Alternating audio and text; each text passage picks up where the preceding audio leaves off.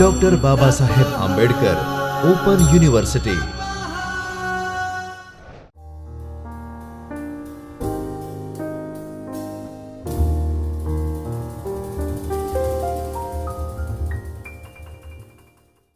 નમસ્કાર વિદ્યાર્થી મિત્રો, આજે આપણે ડૉક્ટર બાબા સાહેબ આંબેડકર યુનિવર્સિટીના ચૈતન્ય સ્ટુડિયોમાં ઉપસ્થિત છીએ. આપ સૌનું હું સ્વાગત કરું છું. આજે આપણે MSW 103 સામાજિક વિજ્ઞાનોનો પરિચય પેપર અંતર્ગત ભારતીય સામાજિક વ્યવસ્થાના ભાગરૂપ સામાજિક સંસ્થાઓ વિશેની માહિતી અને જાણકારી મેળવીશું. સૌથી પહેલાં એક વિદ્યાર્થી કાર્યકર તરીકે આપણને સવાલ એ થાય કે આ એકમનો મારે શા માટે અભ્યાસ કરવો જોઈએ. તો સૌથી પહેલાં આ એકમના અભ્યાસના સંદર્ભમાં અહીંયા મેં ઉલ્લેખ કર્યો છે એ પ્રમાણે સામાજિક વ્યવસ્થાના ભાગરૂપ જુદી જુદી સામાજિક સંસ્થાઓનો પરિચય મળશે.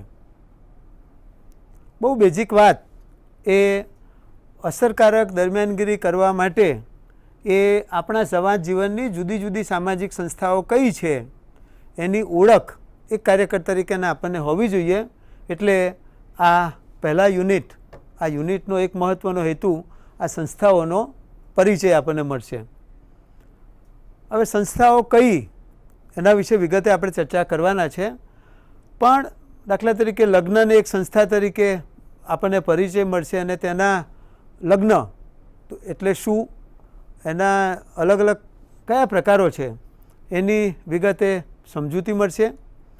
સામાજિક સંસ્થા તરીકે લગ્ન સંસ્થાના કયા કયા કાર્યો છે, કારણ કે અમુક પ્રકારના જે પ્રશ્નો અને મુશ્કેલીઓ જે ઊભી થાય છે એમાં આ સંસ્થાઓ વિશેની જાણકારી બહુ અગત્યની બની રહે છે. એટલે આ લગ્ન વિશેની જાણકારી, એના કાર્યો શું છે, અને લગ્ન પછીની એક મહત્ત્વની સંસ્થા એ આપણે અલગ અલગ પ્રકારની જ્ઞાતિઓમાં વિભાજિત થયેલા છે. એટલે જ્ઞાતિ સંસ્થાઓનો પણ આપણને વિગતે પરિચય મળશે. એટલે મિત્રો આ એકમના અભ્યાસના અંતે આ બાબતો વિશેની આપણને જાણકારી મળશે.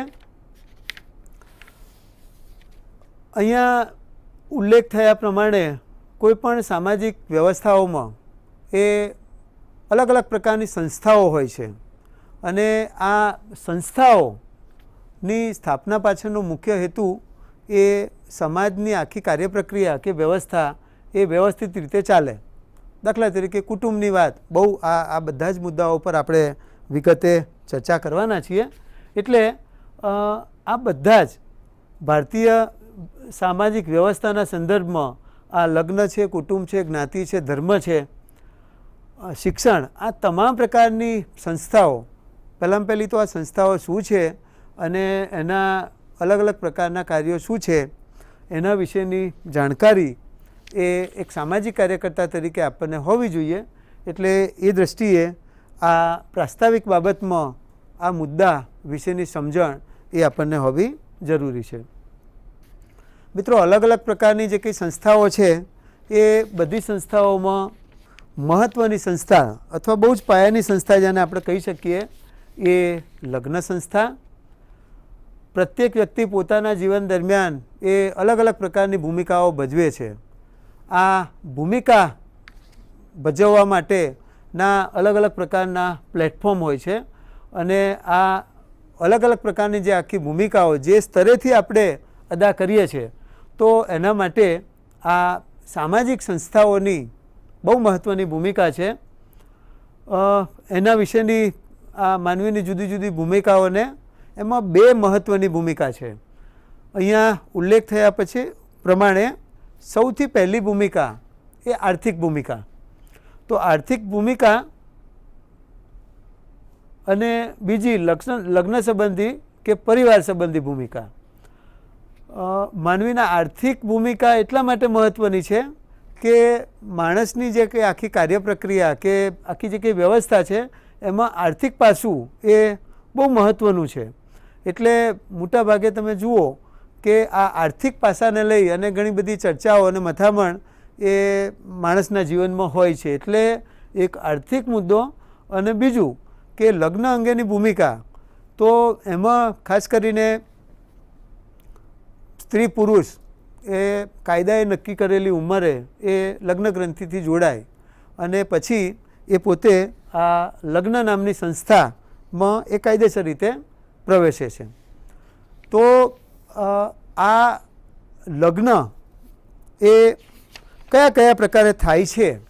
તો લગ્નના પણ અલગ અલગ પ્રકારો છે અને એમાં ખાસ કરીને જો આપણે હિન્દુ શાસ્ત્રોક્ત વિધિ કે શાસ્ત્રકારોએ દર્શાવેલ પ્રકારો, એમાં અલગ અલગ પ્રકારના 8 પ્રકારો જણાવ્યા છે કે જીવનસાથી મેળવવાની જુદી જુદી પદ્ધતિઓ, અને એમાં એ અલગ અલગ પ્રકારના જે એને આ તમામ પ્રકારની બાબતોને એમણે સમજાવવા માટે, કોઈ પણ વ્યક્તિને જો આપણે સરળતાથી સમજવી હોય તો એના માટે એકસાથીય લગ્ન અને બહુસાથીય લગ્ન. આ એકસાથીય લગ્ન, અહીંયા લગ્નના પ્રકારો વિશેનું એક સરસ ચાર્ટ તૈયાર કરેલો છે. તો એમાં એકસાથી લગ્ન અને બહુસાથી લગ્ન, અને એમાં એકસાથી લગ્નમાં બહુ સ્પષ્ટ છે કે એમાં મોટાભાગે એક વ્યક્તિ સાથે એ લગ્ન કરવાની વાત છે. બહુસાથી લગ્નમાં પુરુષ એ એક કરતાં વધુ સ્ત્રીઓ સાથે લગ્ન કરે છે. એમાં પણ અલગ અલગ પ્રકારના જે મુદ્દાઓ છે, એમાં એકસાથી લગ્ન માટે પતિ પત્ની, લગ્નમાં પતિને એક જ સમયે એક જ પત્ની હોય, અને જો બહુસાથી પ્રકારના જો લગ્ન હોય તો એમાં મોટા ભાગે એક સમયે એક વ્યક્તિને એક કરતાં વધારે પત્નીઓ હોય. આપણે જૂની એટલે ભૂતકાળમાં, એટલે માનવ જીવનની શરૂઆતમાં આ જ્યારે લગ્ન નામની સંસ્થાની જે શરૂઆત થઈ એ વખતે આ એકસાથી લગ્ન ક્યાંક થતા હતા તો ક્યાંક બહુસાથી પ્રકારના લગ્નો. એટલે એ પ્રકારે અહીંયા નીચે બહુપતિ જે લગ્ન છે એમાં ભાતૃકીય બહુપતિ લગ્ન, અને એમાં જો એનો આમ સીધું પેલે અર્થઘટન આપણે કરીએ તો જેમાં સ્ત્રીના એક કરતાં વધુ પતિઓ એના કુટુંબના ભાઈઓ જ હોય, એ પ્રકારના જે લગ્ન છે એને આપણે ભાતૃકીય બહુપતિ લગ્ન તરીકે ઓળખીએ છીએ. અને અભાતૃકીય લગ્ન કે જેમાં સ્ત્રીના પતિઓ તેના પરિવારના, એટલે સગા ભાઈઓ ન હોય પણ પરિવારના સભ્યો હોય, તો આ પ્રકારના લગ્નોને અભાતૃકીય બહુપતિ લગ્ન કહેવાય. બહુપતિ પ્રકારના લગ્નને પણ 2 પ્રકારમાં વિભાજિત કર્યા છે, અને એમાં જેમાં પુરુષની એક કરતાં વધારે પત્નીઓ, સગી બહેનો હોય, એ પ્રકારના લગ્નને ભગીની બહુપતિ લગ્ન તરીકે આપણે ઓળખીએ છીએ. અને બીજી બહુ મહત્ત્વનો આ બહુપતિ લગ્નનો પ્રકાર એ અભાગીની બહુપતિ લગ્ન. એમાં પુરુષની પત્નીઓ સગી બહેનો ન હોય, પરંતુ એના જે કંઈ પરિવાર હોય એમાંથી એ પત્ની તરીકેનો એને દરજ્જો મળે. એટલે એ પ્રકારના જે લગ્નો છે, આમ એકસાથી લગ્ન અને બહુસાથી લગ્ન, એમાં પણ અલગ અલગ પ્રકારના પેટા પ્રકારો, એ દરેક સમાજો છે એની અમુક પ્રકારની આખી માનસિકતા હોય છે, એની અમુક પ્રકારની સંસ્કૃતિ હોય છે. એટલે એ બધાના આધારથી, દાખલા તરીકે બહુપતિ લગ્નની જો વાત કરીએ તો આપણા આદિવાસી કમ્યુનિટીમાં એ એક કરતાં વધુ લગ્ન કરવાની પરંપરા વર્ષોથી છે. એમાં ખાસ કરીને ટોડા, કોટા, એ આદિવાસીની જે અલગ અલગ પ્રકારની જે કમ્યુનિટી છે, તો એમાં ટોડા અને કોટા જે આદિવાસી સમુદાયની જ્ઞાતિઓ છે, એમાં આ પ્રકારના લગ્નો એ થતા હોય છે. ભારત એટલે ના જુદા જુદા રાજ્યોમાં આ જ્યાં અમુક પ્રકારની જે આ ઉલ્લેખ કર્યો એ પ્રમાણેની આદિવાસી કમ્યુનિટીમાં આજે પણ આ લગ્ન પ્રથા પ્રચલિત છે. એટલે આ બહુ મહત્ત્વની વાત લગ્નના સંદર્ભે કરી લગ્નના પ્રકારો એટલે સમાજ જીવનની વ્યવસ્થાને બરોબર સમજવા માટે એ આ લગ્ન પ્રથા, લગ્નના પ્રકારો વિશે એક કાર્યકર તરીકે આપણે સમજવું પડે. આના પછી બહુ મહત્ત્વનો એક મુદ્દો એ લગ્ન સંસ્થાના કાર્યો. તો માનવ સમાજમાં કુટુંબના ઉદ્ભવમાં સૌથી મહત્ત્વનું પરિબળ એટલે આ લગ્ન સંસ્થા. સમગ્ર વિશ્વમાં કોઈ સ્વરૂપે લગ્ન સંસ્થા જોવા મળે, કોઈક ને કોઈક સ્વરૂપે લગ્ન જોવા મળે છે. આધુનિક સમયમાં બદલાતા પ્રવાહની સાથે લગ્ન સંસ્થાએ પણ કેટલીક બાંધછોડ કરવી પડી છે. છતાં એક સંસ્થા તરીકે તે બદલાતા સ્વરૂપમાં તેના કાર્યોને નીચે પ્રમાણે એ આપણે વિભાજિત કરી શકીએ. સૌથી મહત્ત્વનું જે કાર્ય છે એ લગ્નનું મહત્ત્વનું કાર્ય ધર્મ. એટલે ધર્મનો સીધો અર્થ એ રિલિજિયન એ સંદર્ભે અહીંયા આપણે નથી કરતા, પણ હિન્દુ શાસ્ત્રોક જે આખી વિધિ છે અને એમાં લગ્નનું મુખ્ય કાર્ય એ ધર્મ છે અને ધર્મનો અર્થ ફરજ ગણવામાં આવે છે. એટલે એક વખત પતિ પત્ની લગ્ન ગ્રંથિથી જોડાયા પછી એ પતિએ પત્ની તરફ અને પત્નીએ પતિ તરફ એ બંને અરસપરસ છે અને એમણે આ પોતાનો ધર્મ, પોતાના ફાળે જે કંઈ આવતી જવાબદારીઓ છે, પોતાના ફાળે આવતી જે કંઈ જવાબદારી છે, દાખલા તરીકે આપણા સમાજ વ્યવસ્થામાં એક સહજ કે સ્ત્રી ઘરનું કામ કરે અને પુરુષ એ આર્થિક ઉપાર્જનની પ્રવૃત્તિ કરે. તો આર્થિક ઉપાર્જનની પ્રવૃત્તિ કરવી અને કુટુંબનું ભરણ પોષણ કરવું એ પતિની ફરજ છે. આજે આ તો જૂની કેટલીક પૌરાણિક બાબતો છે, પણ આજે સ્ત્રી સમોવડી એટલે પુરુષ સમોવડી બની છે અને અલગ અલગ પ્રકારના આર્થિક ક્ષેત્રોમાં એ સ્ત્રીઓ પણ આવતી જાય છે. એટલે લગ્ન સંસ્થાનું બહુ મહત્ત્વનું એક કાર્ય એ આ ધર્મ છે. બીજું મહત્ત્વનું કાર્ય લગ્ન સ્ત્રીઓ માટે અનિવાર્ય. આપણે મિત્રો હિન્દુ ધર્મમાં 16 સંસ્કારની વાત કરવામાં આવી છે અને આ 16 સંસ્કારમાંનો એક સંસ્કાર એ આ લગ્ન સંસ્કાર. અને આ લગ્ન એ સ્ત્રીઓ માટે બહુ અનિવાર્ય છે. આ અનિવાર્યતા વિશેની જો આપણે સમજણ, એટલે આમ બહુ વ્યવસ્થિત રીતે આ મુદ્દાને સમજવો હોય તો આપણી ગુજરાતી ભાષામાં એક સરસ કહેવત છે કે ડોસો કુંવારો મરે પણ ડોશી કુંવારી ન મરે. આ થોડું આમ પહેલાં સાંભળતા વેંત એ આપણને હસવું આવે એવી આ કહેવત છે, પણ આ કહેવત પાછળનો જો ગૂઢાર્થ સમજીએ તો સમાજ જીવનમાં અમુક પ્રકારના પ્રશ્નો ન ઉદ્ભવે અથવા ઓછા ઉદ્ભવે એના માટે આ આપણા હિન્દુ ધર્મમાં અને અલગ અલગ પ્રકારના શાસ્ત્રોમાં લગ્નની સ્ત્રીઓ માટે શું અનિવાર્યતા છે એને આ શાસ્ત્રો સાથે જોડી અને આ અનિવાર્યતાને સમાજ જીવનને સમજાવવા માટેનો પ્રયત્ન કરવામાં આવેલો છે.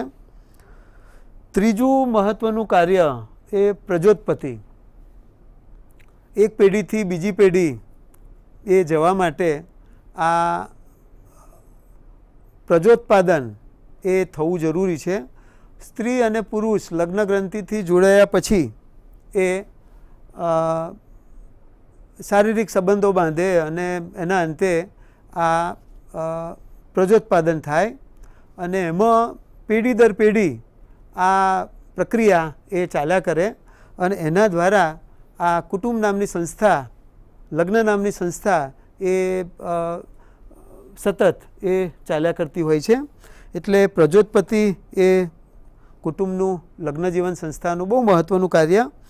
ચોથી જવાબદારી, ચોથું મહત્ત્વનું કાર્ય એ આર્થિક ભરણ પોષણ. લગ્નમાં મોટા ભાગે એ લગ્ન ગ્રંથિથી જોડાયા પછી આ આર્થિક, મેં હમણાં ઉલ્લેખ કર્યો એ પ્રમાણે કે દરેક કુટુંબમાં આ આર્થિક પાસું એ બહુ મહત્ત્વનું બની રહે અને એમાં કુટુંબનું આ લગ્ન નામની સંસ્થાના અંતે આ પતિ પત્ની તરીકે જોડાયા પછી દરેકના કામ વહેંચાયેલા છે. કે દાખલા તરીકે સ્ત્રીઓ તો એનું કામ બાળ ઉછેર, ઘરની સાર સંભાળથી માંડી એ સવારે મહિલાઓ ઉઠે ત્યારથી માંડી અને સાંજે એ અલગ અલગ પ્રકારની પ્રવૃત્તિઓ કરતી હોય છે. તો પુરુષો, મેં હમણાં ઉલ્લેખ કર્યો એ પ્રમાણે પુરુષો, સ્ત્રીઓ ઘરની જવાબદારી સંભાળે છે, તો પુરુષો નોકરી ધંધા, ખેતી પશુપાલન, આ અલગ અલગ એમાં પોતાનો જે કંઈ વ્યવસાય હોય એ વ્યવસાયમાં સહભાગી બની અને આ કુટુંબનું ભરણપોષણ કઈ રીતે થઈ શકે એના માટે એ આ આખી સમાજે એ પહેલેથી એક વ્યવસ્થા ઊભી કરેલી છે. આ વ્યવસ્થામાં અરસપરસ, દાખલા તરીકે કોઈ કુટુંબમાં આર્થિક ઉપાર્જન માટે પશુપાલનનું કામ થતું હોય તો એમાં પુરુષોની સાથે મહિલાઓ પણ જોડાય છે કે ઘરની જવાબદારી અદા કર્યા પછી, એ જવાબદારી નિભાવ્યા પછી મોટાભાગે મહિલાઓ જ્યારે ફ્રી પડે છે એ વખતે ખેતી અને એને સંલગ્ન જે કંઈ બાબતો છે એમાં પણ એ સહભાગી બને છે. એટલે એ દૃષ્ટિએ આ આર્થિક મુદ્દો એ બહુ અગત્યનો છે. એટલે મહત્ત્વનું કામ એ આ આર્થિક ભરણપોષણનું પણ આવે છે. પાંચમું જે કામ છે એ જાતીય કામનાનો સંતોષ. સ્ત્રી અને પુરુષ એ પુખ્ત થયા પછી એ કાયદેસર રીતે એ પોતાની જાતીય કામનાને સંતોષી શકે એના માટે આ લગ્ન નામની સંસ્થા ઊભી કરવામાં આવેલી છે. એટલે લગ્ન થયા પહેલાં એ કોઈ પણ સ્ત્રી અથવા પુરુષને એનામાં જાતીય આવેગ આવે તો પણ એ પોતે આ પ્રકારની પોતાની જરૂરિયાતો એ સંતોષી શકતા નથી. અને ભૂલે ચૂકે જો એવું થાય તો એને એ સમાજ માન્ય નથી.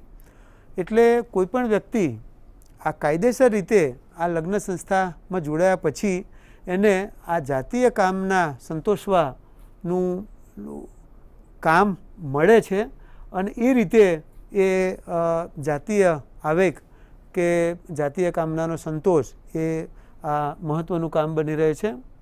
અને છઠ્ઠું બહુ મહત્ત્વનું કામ એ આજકાલ સમાજ અને કુટુંબ વ્યવસ્થા અમુક પ્રકારના પ્રશ્નોને લઈને તૂટતી જાય છે. તો આ તૂટતી સામાજિક વ્યવસ્થાને બચાવવા માટે એક મહત્ત્વનું જે કામ છે એ કામ માનસિક હૂંફ આપવાનું કામ. કારણ કે અમુક પ્રકારના પ્રશ્નો કે મુશ્કેલી જ્યારે ઊભી થાય છે એ વખતે વ્યક્તિ માનસિક રીતે પડી ભાગે છે. તો એને બહુ જ બધા પ્રકારના, દાખલા તરીકે કોઈ વિદ્યાર્થી અથવા અમુક પ્રકારે, દાખલા તરીકે લગ્નમાં એટલે કુટુંબ વ્યવસ્થામાં પતિ પત્ની વચ્ચે અમુક પ્રકારના મુદ્દાઓને લઈને ઝઘડા થાય તો એવા વખતે એ ઘણું બધું ઝઘડાનું રૂપ એ મળતું હોય છે. તો આ અમુક પ્રકારની જે કંઈ કુટુંબ એટલે આ વ્યવસ્થામાં આવતી કટોકટી વખતે વ્યક્તિને માનસિક હૂંફ આપવાનું કામ પણ આ લગ્ન જીવન નામની સંસ્થા કરે છે. લગ્ન પછી બહુ મહત્ત્વનું એક કામ એ કુટુંબનું આવે છે. લગ્ન સંસ્થા વિશેની પૂરતી જાણકારી મેળવ્યા પછી આ કુટુંબ સંસ્થામાં, એટલે લગ્ન પછી કુટુંબને પણ એક સંસ્થા તરીકે આપણે અત્યારે એનો અભ્યાસ કરીશું. લગ્ન સંસ્થાની જેમ કુટુંબ સંસ્થા પણ એક સાર્વત્રિક સંસ્થા છે. વિશ્વના વિકસિત કે અવિકસિત એવા તમામ પ્રકારના સમાજોમાં આ કુટુંબ સંસ્થા જોવા મળે છે. એમાં સમાજ વ્યવસ્થાની એક પેટા વ્યવસ્થા તરીકે પણ આ કુટુંબ સંસ્થાનું બહુ મહત્ત્વનું કામ છે.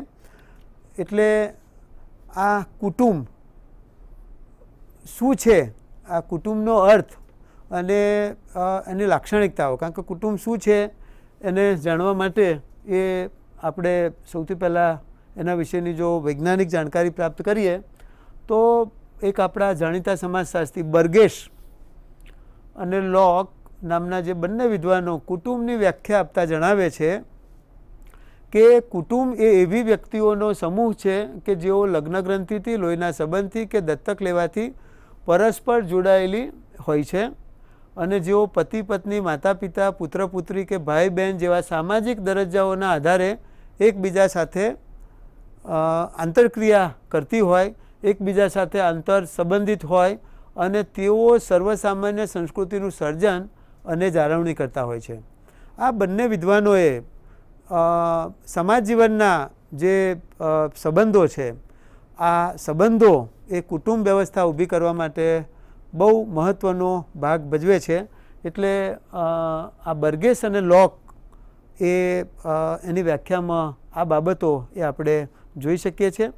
બીજા એક વિદ્વાન ઓકબર્ન અને નિમ્ફોર્ક એ કુટુંબની વ્યાખ્યા આપતા જણાવે છે કે કુટુંબ એ એવો અલ્પ કે દીર્ઘકાલીન સંબંધવાળો સમૂહ છે કે જેમાં સંતાનોવાળા કે સંતાનો વિનાના પતિ પત્નીનો સમાવેશ થાય છે. આ બર્ગેસ અને લોકથી થોડા આગળ જઈ અને આ વ્યવસ્થાના સંદર્ભમાં એમણે જે મહત્ત્વની વાત કરી એમાં એ વાત એ છે કે એના માટે સંતાનો હોય અને તમે લગ્ન કુટુંબમાં હોવ વસ્તુ બરાબર છે, પણ આજકાલ ઘણા પતિ પત્ની એ કુટુંબમાં રહે પણ સંતાનો પેદા કરવાનું પસંદ નથી કરતા. તો એવા પતિ પત્નીનો એવા જે કંઈ નાગરિકો છે એને પણ આપણે આ કુટુંબની વ્યાખ્યામાં લઈ શકીએ. છેલ્લે બહુ મહત્ત્વના આપણા જાણીતા સમાજશાસ્ત્રી મેકાઈવર એ કુટુંબની વ્યાખ્યા આપતા લખે છે કે કુટુંબ એ એક એવો સમૂહ છે કે જેમાં સભ્યો વચ્ચે જાતીય સંબંધ પ્રાપ્ત કરી સ્પષ્ટ અને નિશ્ચિત હોય છે અને સંતાનોપતિ તેમજ તેમના ભરણ પોષણ માટે આ સંબંધ લાંબા કાળ સુધી ટકી રહે એવા સ્વરૂપનો હોય છે. એટલે કુટુંબ તરીકે જે આગળ વિકસવાની વાત છે અને એમાં કુટુંબને એક સમૂહ તરીકે આ આપણા સમાજશાસ્ત્રી મેકાઈવરે એ રીતે એને વ્યક્ત કરેલ છે એની વ્યાખ્યામાં આ બધી બાબતો. અને અત્યારે જે આપણે જોઈ રહ્યા છે કે આ મેકાઈવર નામના વિદ્વાને જે એની વ્યાખ્યા આપી છે એ વ્યાખ્યામાંથી કુટુંબ વિશેની 5 લાક્ષણિકતાઓ એ પ્રસ્થાપિત થાય છે. એમાં સૌથી મહત્ત્વની લાક્ષણિકતા અથવા એનો લાક્ષણિકતાનો એક પર્યાય એના લક્ષણો, તો સૌથી પહેલું લક્ષણ કુટુંબ હોવાનું કુટુંબના સભ્યો વચ્ચે એક યા બીજા સ્વરૂપનો અને નિશ્ચિય જાતિ સંબંધ. વ્યાખ્યામાં આ બાબત આવેલી છે. એટલે આમાં નિશ્ચિત જાતીય સંબંધ પર ભાર મૂકવામાં આવેલો છે. નિશ્ચિત શબ્દ એટલા માટે કે કોની સાથે જાતીય સંબંધ બાંધવો, એટલે લગ્ન ગ્રંથિથી જે પતિ પત્ની જોડાયેલા છે એ જ એ પરસ્પર જાતીય સંબંધ બાંધી શકે છે. બાકીના સંબંધોને કાયદા અને બીજી બધી દૃષ્ટિએ પણ એ ગેરલાયક ઠેરવવામાં આવેલા છે. એટલે આ નિશ્ચિત જાતીય સંબંધ શબ્દનું પ્રયોજન કરવા પાછળની મૂળ કારણ એ આ હોઈ શકે છે. બીજી લાક્ષણિકતા કુટુંબના સભ્યો વચ્ચેના જાતીય સંબંધ અને તેને ટકાવી રાખવા માટે લગ્ન કે એવી બીજી કોઈ સમાજ સ્વીકૃત વ્યવસ્થા. તો આ કુટુંબ નામની સંસ્થા એ ક્યારે ટકી રહે, તો એમાં દાખલા તરીકે આ જાતીય સંબંધ બાંધવાની વાત હોય તો એના માટે પુખ્ત ઉંમરે લગ્ન નામની સંસ્થામાં જે તે વ્યક્તિએ અથવા સ્ત્રી કે પુરુષે જોડાવવું પડે. એટલે આ વાત એ આ બીજા લક્ષણમાં કરવામાં આવેલી છે. ત્રીજી મહત્ત્વની લાક્ષણિકતા કુટુંબના જુદા જુદા સભ્યોના સગપણ સંબંધોને દર્શાવતી વંશાવલી. એટલે દાખલા તરીકે આમાં પેઢી દર પેઢી એક વ્યક્તિ એનું આખું જે છે એ વંશાવલી, એટલે એનો આખો વંશ પેઢી દર પેઢી, એક પેઢી બીજી પેઢી, એના પિતા પુત્ર પછી એના સંતાનો, એમ કરી અને આ આખું જે છે કુટુંબ નામની સંસ્થામાં એટલે પેઢી દર પેઢી આ આખી સિસ્ટમ ચાલ્યા કરતી હોય છે. એટલે એ દૃષ્ટિએ આ બાબત સગપણ સંબંધોને એમાં અગ્રતા આપવામાં આવેલી છે. ચોથો મુદ્દો એટલે ચોથી લાક્ષણિકતા કુટુંબના સભ્યોની એકબીજા સાથે સંબંધ ધરાવતી એવી કોઈ પ્રવૃત્તિ કે જેને સંતાનના જન્મ કે સંતાનોના ઉછેર અંગેની આર્થિક જરૂરિયાત સાથે ખાસ સંબંધ હોય. એટલે આમાં આર્થિક પ્રવૃત્તિથી માંડીને જે અગાઉ જે મુદ્દાઓ પર ચર્ચા કરવામાં આવેલી છે એ બાબત આ લાક્ષણિકતામાં સમાવવાનો પ્રયત્ન મેકાઈવરે કરેલો છે. પાંચમી છેલ્લી અને બહુ મહત્ત્વની લાક્ષણિકતા, કુટુંબના સભ્યો સાથે ઉઠવા બેસવા માટે એક નિવાસસ્થાન હોય છે. જો કે આ નિવાસસ્થાનમાં કુટુંબના સભ્યો ઉપરાંત બીજા સગા સ્નેહીઓનો પણ સમાવેશ થાય છે. એટલે જો કુટુંબ નામની એટલે એમાં પતિ પત્ની બાળકો માતા પિતા સંયુક્ત કુટુંબ વિભક્ત કુટુંબ કુટુંબનો કોઈ પણ પ્રકાર હોય, પણ એમાં મોટા ભાગે એ એક નિવાસસ્થાન હોય અને એમાં કુટુંબના એકબીજા સભ્યો એ અરસપરસ બેસી અને આ કરી શકે. એટલે આ અલગ અલગ પ્રકારના જે કાર્યો છે અને આ 5 મહત્ત્વની જે કંઈ લાક્ષણિકતાઓ એના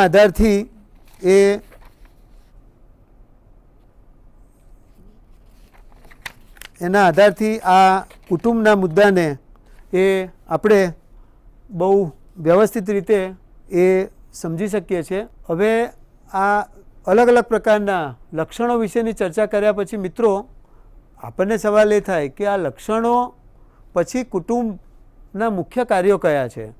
તો સામાજિક વ્યવસ્થાના એક એકમ તરીકે કુટુંબની બહુ મહત્ત્વની જવાબદારી છે.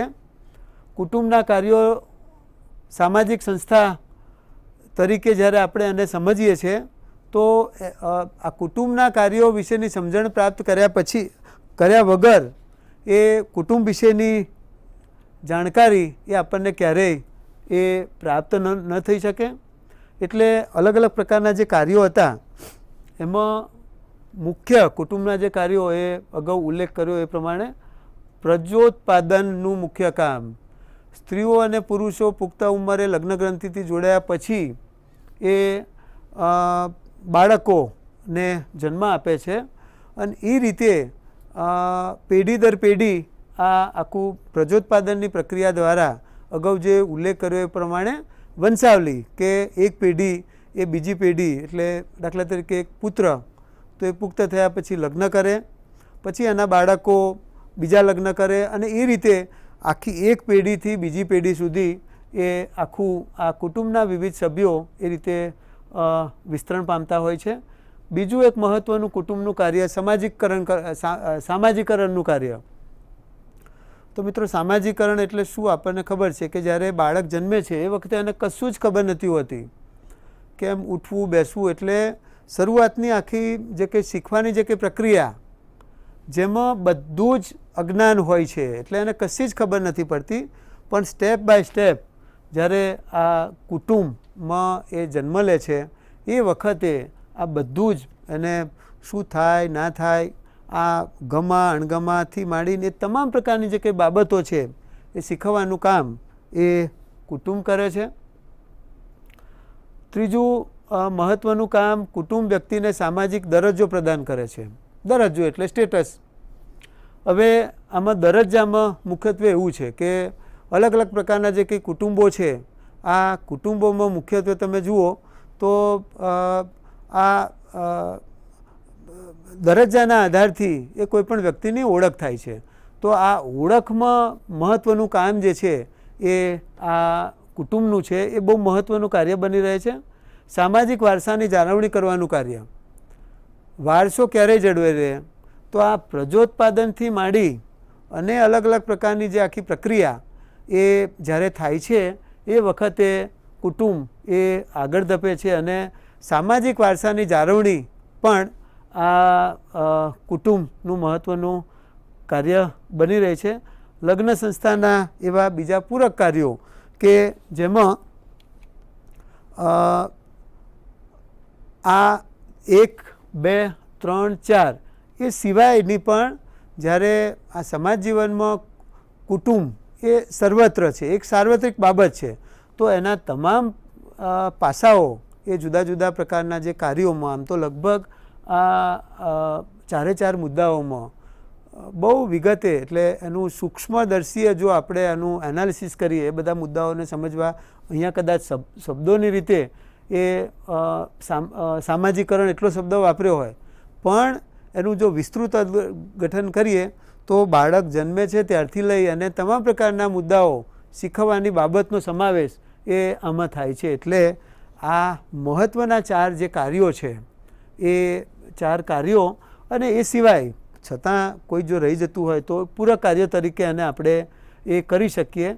એ રીતે આ કુટુંબ શું છે, ઓવરઓલ લગ્ન સંસ્થા તરીકે આ એકમમાં આપણે લગ્ન અને કુટુંબના એટલે લગ્ન સંસ્થા શું છે, કુટુંબ સંસ્થા શું છે, એના મુખ્ય કયા કયા લક્ષણો છે, એના મુખ્ય કયા કયા કાર્યો છે, આ બધા મુદ્દાઓની વિગતે આપણે જાણકારી પ્રાપ્ત કરી. આ જાણકારી એક સામાજિક કાર્યકર્તા તરીકે આપણને ઘણી બધી રીતે ઉપયોગી થઈ શકે છે, કારણ કે સમાજ જીવનના મોટાભાગના પ્રશ્નોનું મૂળ, દાખલા તરીકે ક્યાંક લડાઈ ઝઘડાની વાત હોય તો એ સમજવા માટે એ આ લગ્ન અને કુટુંબ નામની જે કંઈ સામાજિક સંસ્થાઓ છે એ સામાજિક સંસ્થાઓને આપણે સમજવી પડે. એટલે એના પ્રકારની વાત હોય, એની લાક્ષણિકતાઓની વાત હોય. સમાજશાસ્ત્રમાં અલગ અલગ પ્રકારના સમાજશાસ્ત્રીઓએ એ એક વિદ્વાન અમુક પ્રકારના અનુભવના અંતે એમણે આ બહુ મહત્ત્વનું કામ એની વ્યાખ્યા લગ્ન અથવા લગ્ન કે કુટુંબ નામની સંસ્થાને ચોક્કસ પ્રકારની વ્યાખ્યામાં બાંધી અને એના કયા કાર્યો હોય, શું હોય, લાક્ષણિકતા શું હોય, આ બધા જ મુદ્દાઓની જાણકારી એ બહુ વિગતવાર આપી છે. એટલે આ બધા મુદ્દાઓની જાણકારી જ્યારે આપણે સમાજકાર્યના ફિલ્ડમાં અસરકારક દરમિયાનગીરી કરવાની વાત હોય છે, તૂટતા સંબંધોને જ્યારે જોડવાની વાત હોય છે, તો એ વખતે આ લગ્ન નામની સંસ્થા શું છે, કુટુંબ નામની સંસ્થા શું છે, એના વિશેની આપણને જેટલી માહિતી કે જાણકારી વધારે હોય એટલી આપણે અસરકારક દરમિયાનગીરી કરી શકીએ છીએ. એટલે મિત્રો, આના પર બહુ બધી ચર્ચા અને વાત થઈ શકે એમ છે, પણ નિર્ધારિત સમય મર્યાદામાં અહીંયા આખી તમામ બાબતોને મેં મૂકવાનો પ્રયત્ન કર્યો છે. એટલે એ રીતે આજે આપણે કુટુંબ અને લગ્ન નામની સંસ્થા શું છે એના વિશેની વિસ્તૃત માહિતી અને જાણકારી પ્રાપ્ત કરી. વિદ્યાર્થી મિત્રોએ મને શાંતિથી સાંભળ્યો તે બદલ આપ સૌનો ખૂબ ખૂબ આભાર. નમસ્તે. સ્વાધ્યાયઃ પરમઃ